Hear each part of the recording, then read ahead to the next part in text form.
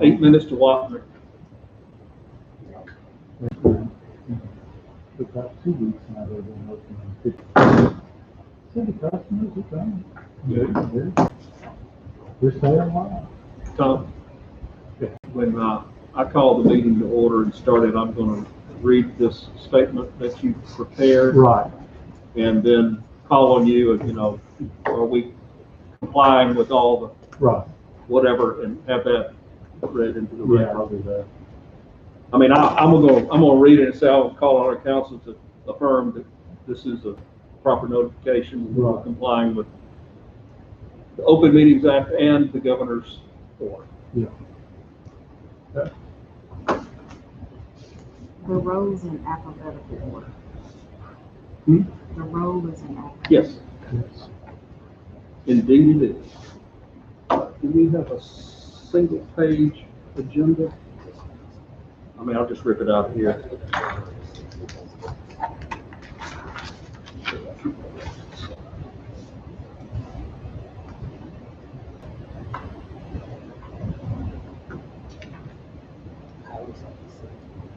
He's on this. If you keep coming in every day.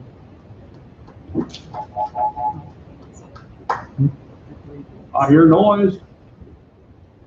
Who's on the line? I'm here, Clyde. Beg your pardon? Oh, Clyde, okay. Hey, good morning. Quentin? Are you on Zoom or just on the phone? On Zoom? Okay.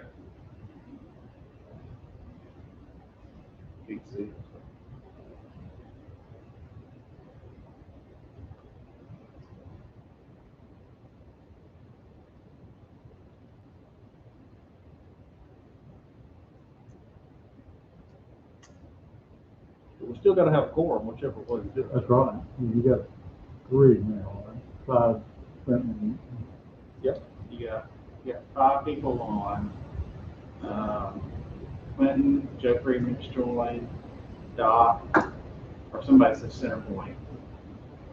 That's me. Okay, and then somebody just says iPhone. That's Joe Freeman. Joe Freeman, Pat, you hear me? Yeah, I see your name. If somebody just identify as iPhone.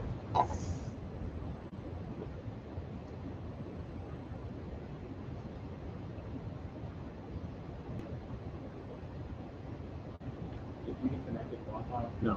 Get a copy for a password? Do what? On BJCCA meeting, get a copy for a password. I don't think I have it.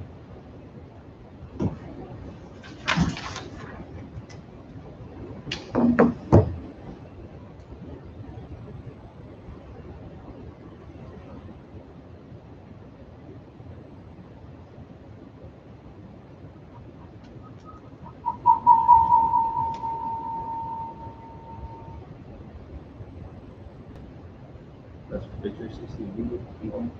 BJCCA meeting.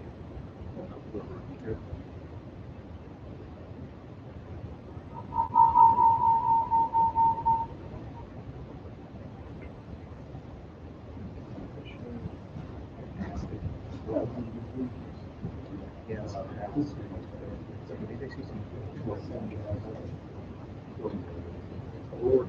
Yes. Yeah, like the 30, and they're gonna give us 20.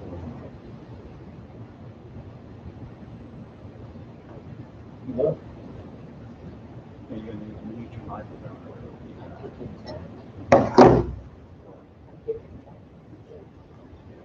Joey just joined. See how it goes on the road. Yeah, but I think they're gonna help us. They know that it may need to be supplemented on the road, We hope not. but I hope not. If it does, things are a lot worse. And we could make the number probably worse. Yeah. Maybe worse than what we projected. Maybe we're also. That's what I'm trying to tell you. So, you go back in. you did more than you should have.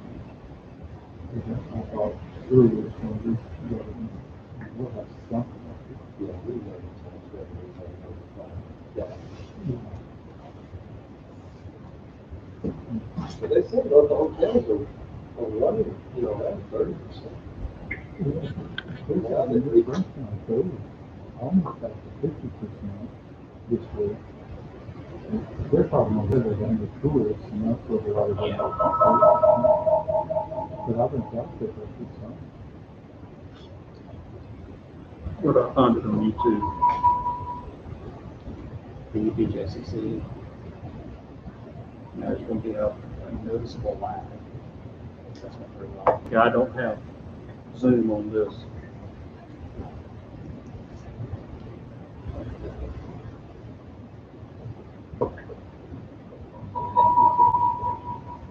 We get the grill fired up, Lord, that's about it. We created what the things. The best overnight there at the beach. I seen it already. Make this extra. It's so. There you go.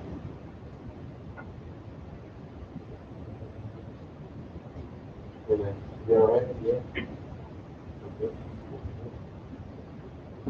Look for the email with information on it. That's huge. I love that. I'm not like at all. I'm glad this is. I see it. Figures. You can do people are good. Choose. After they can go. Yeah, stuff. Okay, this is it.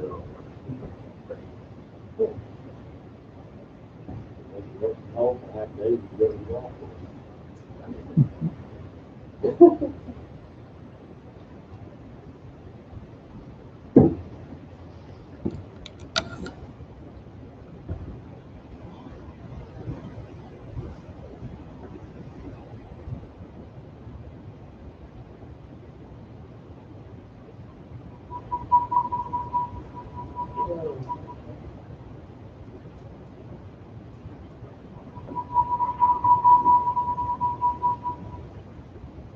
What's the meeting about? Four things, month a year. For Zoom. Saturday. The email link did not populate correctly with my name. No, A lot of their suppliers, like the big ones, broadcasting companies are still on, they're utilizing the windows, so you couldn't get quality from the kind of highest speaking for Swiss confidence where they didn't have it in different colors, so. what's up with this? I mean, we've got the, we're gonna have, they're going to have it protected in our website, so this is the people that overhead, This one. cost low enough where that extra year is not gonna burden us with a whole lot more. I mean, there'll be some, but it's not gonna drive up the budget. And, millions and millions, just like it was. No, they were running a little short. Oh, we're still short. I mean, that's what I mean. Yeah, we need that extra year to raise the money, yeah, particularly in this climate. I don't know too many people that are corporations that are doling out money right now. Oh, yeah.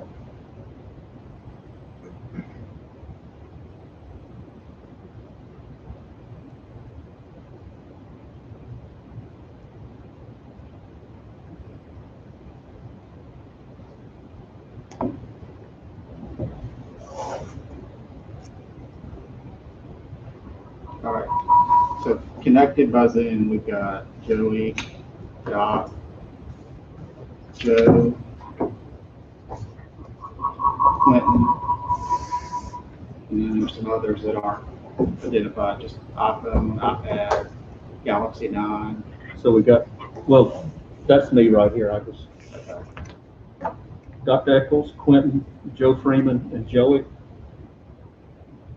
Jimmy, Oh, Commissioner. yeah, here.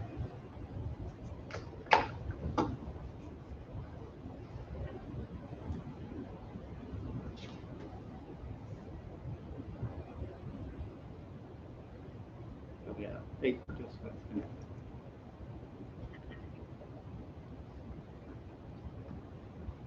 and then we are up on YouTube as well.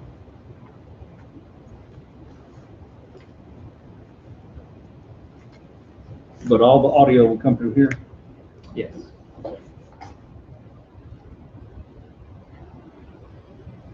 Okay, we got Commissioner Stevens, Dr. Eccles, Yes, sir. Quentin, Yes, sir. Joe Freeman, Joey Sanders. Right. Anyone else? We have, I can't hardly hear it. JJ, are you there?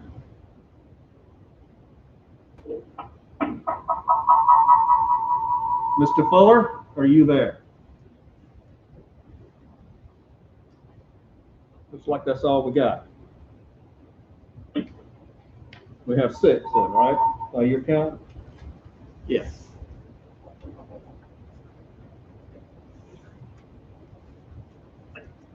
Okay. Let's start it up there. Thank everyone for being here under very different circumstances, and I know it's been trying for a lot of people, but I thank you for your participation. Before we call the roll and get started, I'd like to read the following statement into the minutes. This meeting is being held by means of telephonic and video conference pursuant to the governor's... Hello, JJ. How are you doing? Fine. Glad you could join us. So now we have 1, 2, 3, 4, 5, 6, 7. Okay, correct.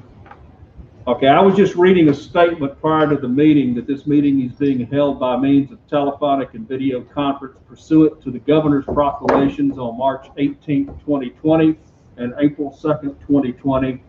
The Open Meetings Act procedures set out in Section 3 of the March 18, 2020 Supplemental Emergency Proclamation will be followed.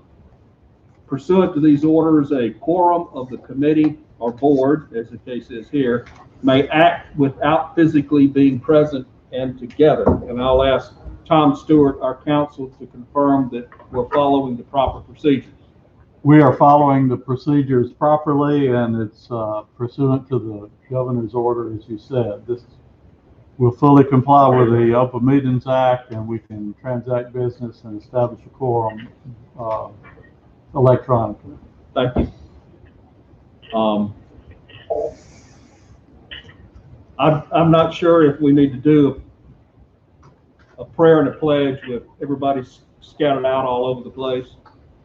So I think we'll move ahead to calling the roll to establish a quorum. Eccles, Here. Freeman, Here. Fuller, Here. Johnson, Present. Latham, Here? Riggins, Here. Sanders, Present. Stevens, I'm here. Woodfin.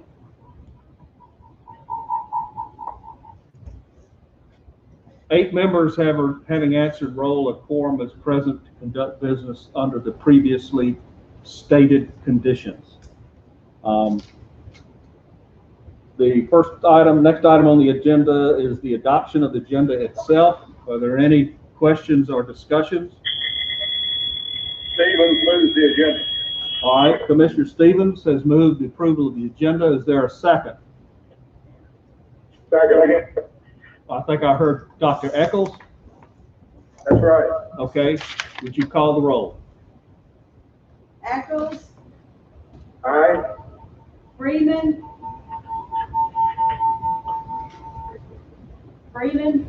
Yes. Fuller, Yes. Johnson,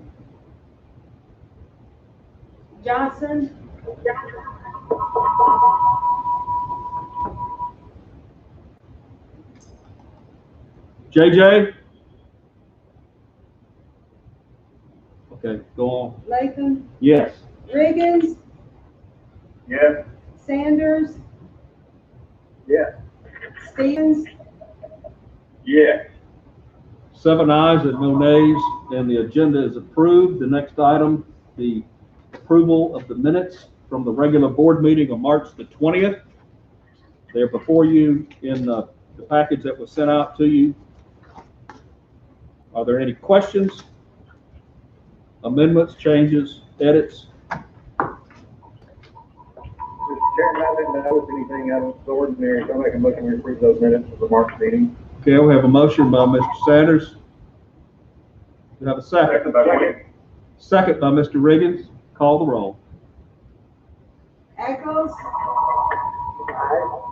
Freeman, Yes. Fuller.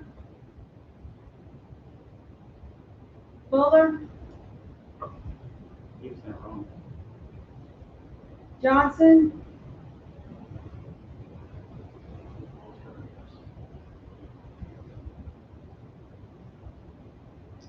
Latham, Yes? Riggins, Yes. Sanders, Yes. Stevens, Yes. and Woodford. Oh, sorry. So that's 6 answered, or 7? Six. 6 ayes and no nays, and the minutes for the March 20th meeting are approved. Moving on to item 4, reports of officers. Tad? We'll begin with the available cash summaries for the period ending April 30th, 2020, with a general fund balance of $5,802,930, $7,017 in interest for the month. BJCCA reserve balance of $43,867,385, with $80,538 in interest for the month. A capital reserve fund of $8,291,942, with $5,896 of interest for the month. And beginning next month, we're going to begin to show you commitments against that capital reserve fund, because those monies, largely through the electrical switchgear portion of the Guaranteed Energy Savings Project, are all committed. So they're not available. So we're going to start showing that next month. Wayne and I were talking about it. And the 2018 project fund at $247,613,217, with $275,857 in interest for the month. Total reserve fund balances of $305,575,474. On the following page, we've got activity of the capital reserve fund for the month of April, with a beginning balance, April 1, of $8,867,289, $5,896 in interest for the month. Entirely yet, but that was a significant progress payment. And an ending balance, April 30th, of $8,291,942. On the following page, we'll review the financial report for the month of April. That is a full month of interrupted activity. You'll see total operating revenues for the month of April of $600,292, which is just at $1 million, $948,319 short of budget. The total operating expenses of $1,307,652, which is $765,000 less than budget, largely driven by the salaries, labor, and benefits line, and resulting of the furlough program that's underway. That saved us right at $500,000 in the month. Unfortunately, but it's just one of those moves that had to be made. You'll see net operating income or loss of $707,360 against a budget of $524,000. This was our first month with the arena shutdown programmed into the budget. So the delta there is not as significant as you might think. I did want to point out on the line item below, other non-operating revenues. This was the month we would normally receive the incentive inducement from Marriott, formerly Starwood, on the renewal of the management agreement. Marriott has informed us they're not going to be able to make that payment this year. So we haven't renewed the management agreement like we do customarily. That was a little over $500,000, correct, Wayne? But what did put some revenue in that line item for this month was there were some invoices that were still needed to be communicated with the Convention Bureau related to the build out of the space in the forum that they've moved into now. So that build out cost was received this month. We had not invoiced for that. It was called out of the lease. We, in reviewing some things, saw it. We invoiced it, the CBA paid it. So it made up for that, what would have been a $500,000 hole for the month. And then what we started to do too, slightly different this month, since the ongoing months are going to, it's going to be something we're going to need to watch closely month over month. If you'll see a net cash flow before debt service line, and that's a loss of $371,820 against a budgeted profitability for the month of April of $29,000. And then you'll see our debt service payment commitment of $1.236 million. So you'll notice in this month April, there was a deficit in meeting the debt service payment. So we'll have no, actually, not for this month, I'm sorry. But then you'll see the net cash flow at the very bottom, $207,107 against a budgeted profitability for the month of $272,062.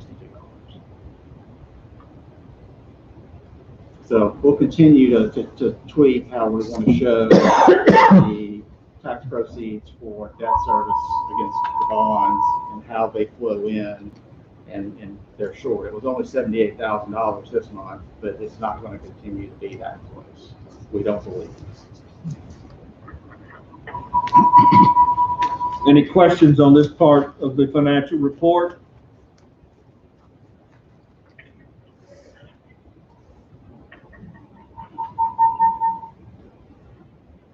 Okay, do I have a motion to approve the financial report?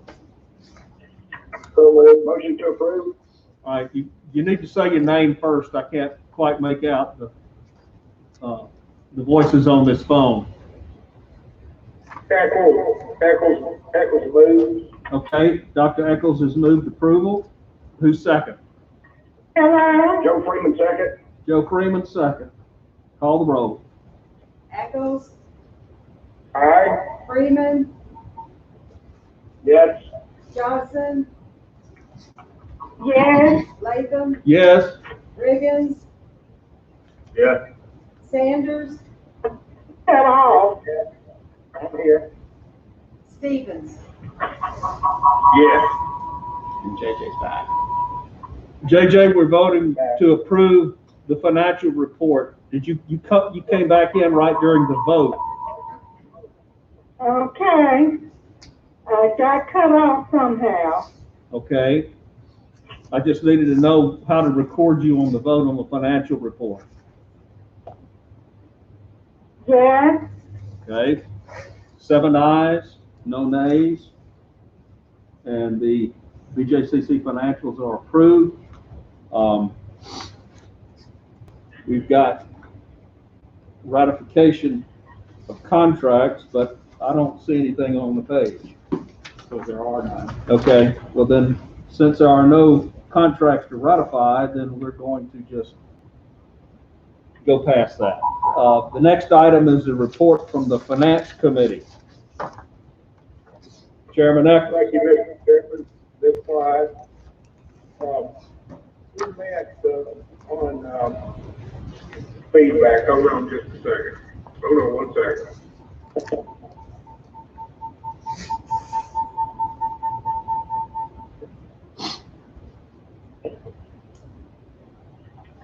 Okay. We met on May 1. And the members present was myself, Joe Freeman, Dennis Latham, Joe Sanders, and J.J. Guthrie. And the staff included Ed Snyder and Wayne Avery. And the others on the virtual meeting were Tom Stewart, Jim White, and Ivy Presley. As you can well imagine, when you review what our budget projections are, financial projections, we're kind of into a bleak time period, probably the worst in our history. And I think you all got copies of the minutes of that meeting, so I won't go into it. Real heavy duty detail, but as you can well imagine, financial model that we're assuming for this situation we're dealing with COVID-19 is a pretty bleak situation right now in every respect for the BJCCA. What we talked about in committee was discussions with regions regarding a letter of credit that that's supposed to get through the downside and past collection. So I think that's been sent to third. If they may want to fully move that on another discussion, since the meeting, there has been an update on that as far as how long this week. Correct. We did have a follow-up phone call with the team at Regions on Monday of this week. There was communicated on that meeting some provisions around that line of credit that Regions was comfortable advancing through their internal processes to get to final terms and a term sheet that they could offer us around a $20 million line of credit to be drawn on, in addition to spending down some BJCC reserves during this period, projecting us through the balance of this year and a large part of next year, getting towards the reopening of the arena, opening of the stadium, and what we're seeing, especially in the larger event business, concerts, touring concerts especially, is that type of programming beginning to return to the road and the opportunities for the arena when it reopens. I would think we would hear something back from Regions next week, but the calls have been productive and in the spirit of partnership, and we look forward to being able to have that facility available to get back in front of the Finance Committee with and gain some guidance. And we're hopeful and appreciative because despite the best efforts of Wayne and Jim White and Hobby Presley and continuing to watch developments from either the Treasury or the federal government, even in terms of some of the allocations made to the state, the BJCC authority does not fit into any of those categories so far that have qualified us for any type of assistance. Even something as simple as the Paycheck Protection Program, we were not eligible for. So with the help of the team and the partnership with Regions, there looks to be a facility available should we need to draw on that line of credit that's going to help us bridge this unprecedented time of lack of event activity and lack of public gathering. And it's going to be interesting to see what the governor's amended order yesterday, how some public events begin to occur. But there's still just so much uncertainty, so much unknown, and so much facing us in terms of large public events, which are the ones that are profitable for us, how that's going to look in the future. So it's the advancements for the Regions are very appreciated. I would just say this, that for state authority, we need to do everything we can to explore all options with the state. If we're a state authority and explore that type of option. Yes, sir. And we're already trying to, Chairman Latham's been very helpful, and then through direct communications, we've been trying to understand what that process, in terms of, there were some categories that were outlined either earlier this week or late last week about some of the divisions of what that state money may look like, and then what the process is going to be for entities like ourselves to be able to have consideration in that process. And we're working on that right now. Very good. And does the BJCCA qualify for any of that 1.8 billion in that COVID federal funds? Well, that's what we were just talking about, what we're trying to find out now. There was a $300 million category that we feel like potentially we fit into.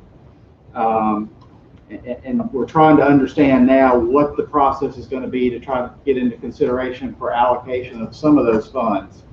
We've been working on that all week to try to understand how that's going to work, and Dennis may have something he wants to add as well. Yesterday, the governor and the finance director had a briefing they have with members of the legislature, and one of the items was the understanding the details of the categories, and as far as the 300 million for aid, apparently there are a lot of details coming out on that, and we're trying to get a hold of that. I've contacted the governor's office about making sure we can see as many details as we can so we can analyze how it may apply to our situation. But we don't know. There's still a lot of information out there to sort through. Well, very good. I know the team that we've got continue to pursue that and get back with the finance committee. The next item on the finance committee was staff furloughs. This is an unfortunate thing during this crisis. I mean, all of us that are out here in the workplace still understand how awful it is to have to furlough people. I know personally I've been through that with my office staff. So there's one correction in the minutes of the meeting. With the discussions with management, the attorney Wayne, it's got Wayne Morris, it should be Wayne Morris. That's correct. Thank you, Doc. Yes, sir.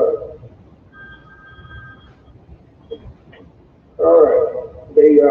The next item we talked about was the CDB obligation. The history on this is more or less agreement we make with the CDB going back to when the fee in lieu of taxes was initiated back in roughly about 04, 05. And that's where we dedicate so much of our license taxes to offset that with the CDB. And so obviously those payments are going to be going down. We just got one property up and running, one hotel property. So anyway, the findings at this time was that this is going to probably wash out in the long run in terms of pay them because they are paying rent because of their being a tenant in the medical building. That was the items we discussed, and so that would be my report to the full board. Thank you, Dr. Echols. Any questions from other board members? Client mentioned that I was present on that meeting. I was not. Just daily. Okay. That was on my minutes report. So you were, it was up there present with Jim Sanders. So that's what I quoted that from. Okay, we'll make that adjustment. You have to please bear with us. This is our first round of doing minutes without Mary, who's exceptional at this. So we will make that adjustment and we'll do better next month. Okay. Bill amendment to the report was Jim Sanders not being present and also Wayne Moore. Gotcha. We'll take care of that. Projects committee report. Joey? Met on Tuesday of this week, via phone and Zoom. We had a short meeting.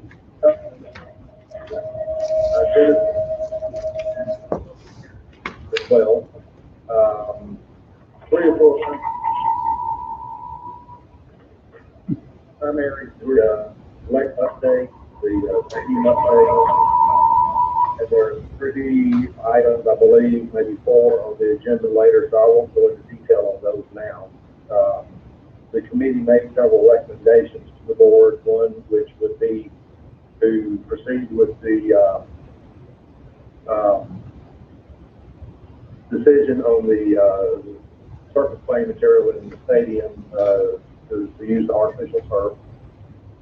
After reviews and conferences with several stakeholders through Oculus's recommendation and several others, we made that recommendation to the board. There are a couple of change orders we've got for the stadium and the arena, as well as construction manager recommendation of Braswell Glory for the arena project.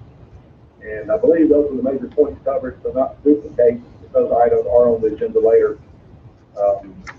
I'll defer that discussion at that point, unless anyone has any questions right now. Tad, did I cover the major points? I think I did from what I've got the notes in front of me. Yes, sir, you did. And rooms and towers, the good news is those rooms, I believe, if I recall correctly, are 100% occupiable at this point, although we are not occupying them. But they have been released by the City of Birmingham inspection, and they are ready to go, and they are ready to go. Yes. Oh, good. At long last, our national nightmare is over. We hope. Yeah. Thank you, Joey. The final item, just the final item we discussed was an update on the energy savings project. I don't believe there's any items on the agenda for that, but it is moving along in just a timely fashion for the warm weather to be here.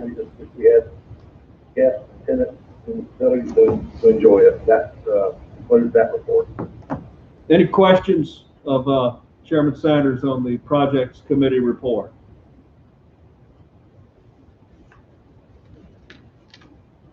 Hearing none, we'll move along to item E, which is a capital projects update. And I will, for anyone,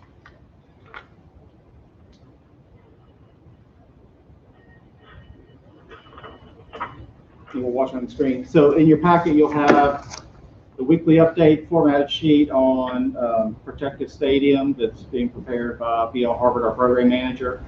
You'll see just some of the most recent activities that have been completed recently.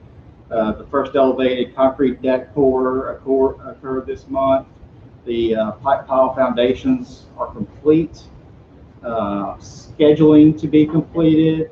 There's still some reconciliation work going on around the allowances that were part of the VE process, and then, again, additional value engineering going on just to get us as close to that bid amount, because there were some allowances to work through to solidify that as possible.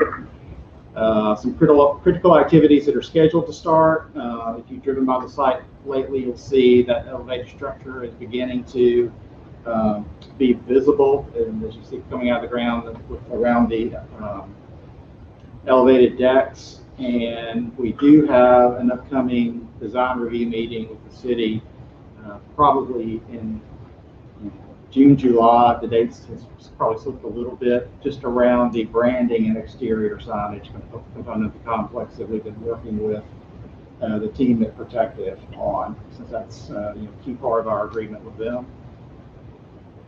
And then, just more hardscape work, the bowl in the field that you've, started to be driven by the site, and kind of that the bowl itself is becoming more and more developed and obvious. You can start to begin some of the foundation work around the press box and suite tower. Some slab work started in that area soon. So Braswell Glory, as our contractor, is certainly attacked the site, attacked the schedule, is making very rapid progress on the project. We're very happy to see that. Same thing relative to Legacy Arena, with the contractor there being BL Harvard. Back in March, that construction contract was awarded. They're in the heavy demo phase now. Matter of fact, in the arena, all the seats are out in the upper and lower bowl. The walkways and landscaping that are to the south of the stadium have been removed. You see a lot of the foundation structure exposed now. That's the area where the new addition is added. Still working through some of the program details with the city of Birmingham, especially the health department and grease control, stormwater management, just those elements that are the key part of beginning any project. You'll see, there's some photos in the packet that you can look at. If any of you would like a tour, we can coordinate that as well. It's very interesting to see the arena, especially with all the seats out. The demolition underway. We're still scheduled for a construction completion at the very end of October of 2021. Final project completion of November 2021. We've got a lot of interest in December events in the building, which is fantastic to hear, both sports and concerts. So we have to make sure we get completed on time. And then we shared that we do have a certificate of occupancies for the tower side rooms for the Sheraton Birmingham Hotel after a very arduous and lengthy restoration and update of that part of the hotel following the water leak. Finally, that work is nearing an end. We will have some work to do with finance or projects committee, possibly both, and Mr. Stewart around, there's final pay applications that are hanging out there that we're going to have to figure out how we're going to ultimately close the project out. And then just a brief update on the guaranteed energy savings project, as Mr. Sanders shared. That's moving along well. The electrical portion of the work has begun also. Never the way you want to be able to be aggressive with the project schedule, but right now that work is occurring unimpeded. There's no event activity to get in the way. So they've been able to resequence some work, and I think probably even be certainly ahead or maybe even slightly ahead of schedule on some of the activities. Again, just some very interesting pictures for you to review. I guess when these projects cost what they do, you have to get excited about seeing pictures of new equipment. But it certainly looks different than in some cases, 45+ year old equipment that's replacing. Ted, this is Joey. I have a question. The next step under the core project management report, there's a final selection of Prodema versus Fundermax. What is that? So if you can find the page that has the photo that was on the very front, says BJCC Legacy Arena Renovation and Addition Weekly Progress Update. Yeah. Exterior materials that are on the arena that were part of the final design review package. There's portions of the precast that are up higher on the building that are going to be painted or coated. As you get down lower, there were two material selections. One is a material called Trespa, which is the darker color you'll see in the renderings you've seen. That's kind of a slate-like material. And then there is a material that you see in this picture, and it's right here, Dennis, that, and I'll get to that page, that has a little bit of a wood look to it. And that is what was specified by the architect was a product called Prodema. There was an alternate offered up by the contractor that was manufactured by a company called Fundermax. We've been evaluating those as a possible substitution. We're more than likely going to stick with what was specified by the architect, the Prodema panels. It's just a better look, we think. Still working through the details of that, but that's what that item is, Mr. Sanders. It's just a substitution offered by the contractor that we're evaluating.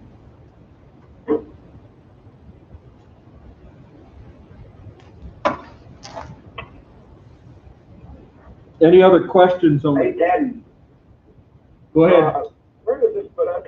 Yeah, where does this put us in regards to the World Games? Joe Freeman here.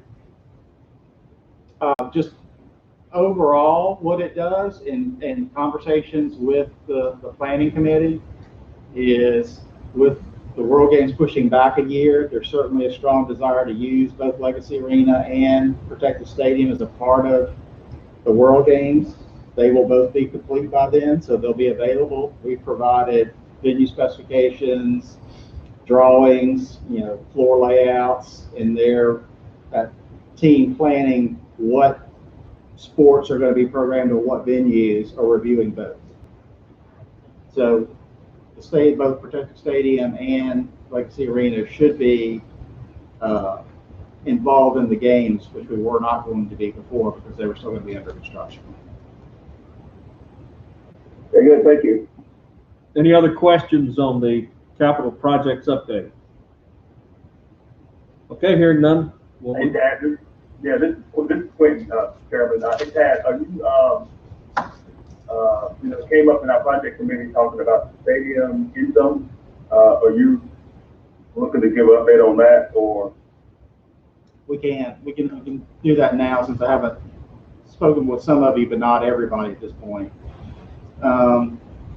The north end zone component of the stadium, as it was originally conceived, go back and find a picture. I can zoom in here. You don't really see it in this image, but was a grass area or grass berm area. As the bowl was being poured and formed, our general contractor, which was Brasco and Gorey, and you'll all be familiar that Miller Gorey was a driving force in the group that helped us put together the team to get the funding solidified. Just observed that perhaps it was a better opportunity to put fixed seating in that area versus the grass berm. That grass berm element was originally kind of two parts. It was a program kind of request or a feature request that the athletic director at UAB mentioned. He thought it would be a nice element to add, and we pursued it as a potential cost savings opportunity. And Mr. Gorey bringing that opportunity up, speaking with UAB, and them being agreeable to the change, if we were agreeable, our position was we would be open to entertaining that program change and making that fixed seating if it did not add any cost to the project. I mean, $0. The reality is adding that element is a cost to the project, but Brasco and Gorey has been willing to work it out on their end to absorb that additional cost. So where we sit today is there's still some engineering design work that's got to be done to completely finalize that, but it should soon be, we should soon know with certainty that change can be made, and UAB, the primary tenant, is comfortable with that change, and it will not cost the project or the Civic Center, will not cost the Civic Center Authority any additional dollars Or time. Might even